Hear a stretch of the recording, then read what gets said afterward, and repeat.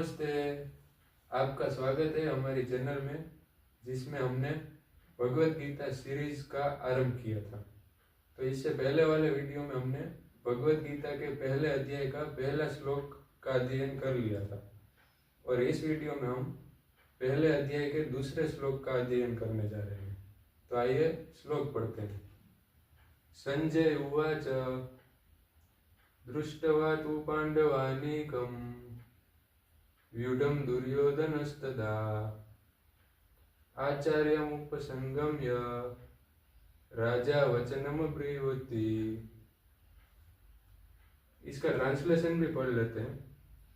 संजय ने कहा, हे राजन, पांडु पुत्रों द्वारा सेना की व्यूहरचना देखकर राजा दुर्योधन अपने गुरु के पास गया और उसने ये शब्द कहे। तो आइए इसका भावार्थ भी पढ़ लेते हैं।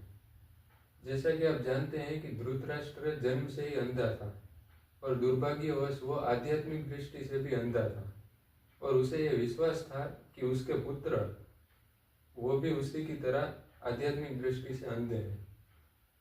उसे यह भरोसा था कि युद्ध भूमि में उसके पुत्र पांडु पुत्रों के साथ कोई समझौता नहीं करेंगे, लेकिन फिर भी उसे यह चिंता थी कि इस कुरुक्षेत्र जैसे धर्म भूमि का उसके पुत्रों पर कोई विपरीत असर न पड़े, और इसीलिए वह बहुत चिंता में था और अपने सचिव संजय से इसके बारे में पूछ रहा था।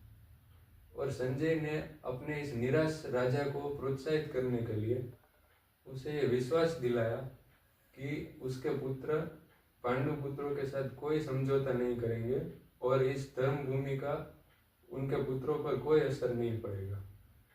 और साथ ही उन्होंने ये भी बताया कि कुरुक्षेत्र की इस युद्ध भूमि में पांडु पुत्रों के द्वारा जो व्यूह रचना की गई है उसको देखकर दुर्योधन तुरंत ही अपने सेनापति द्रोणाचार्य के पास गया और उसने उस स्थिति से अवगत कराया।